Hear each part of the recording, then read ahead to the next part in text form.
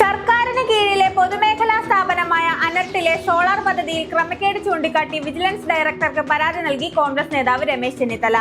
അനർട്ടിൽ 100 കോടിയിലേറെ രൂപയുടെ അഴിമതി നടന്നുവെന്നാണ് പരാതി. അനർട്ട് സിഇഒ നരേന്ദ്രനാഥ് വെല്ലൂരിയെ ഒന്നാം പ്രതിയാക്കിയാണ് പരാതി നൽകിയിട്ടുള്ളത്.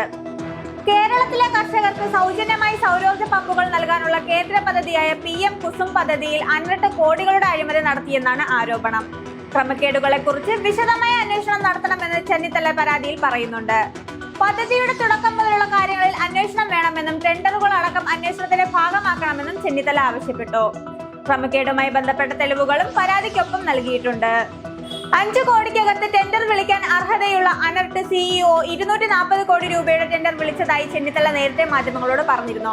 2022 ഓഗസ്റ്റ് 10-ന് പുറപ്പെടുവിച്ച ആദ്യ ടെൻഡർ മുതൽ ക്രമക്കേടുകളായിരുന്നു.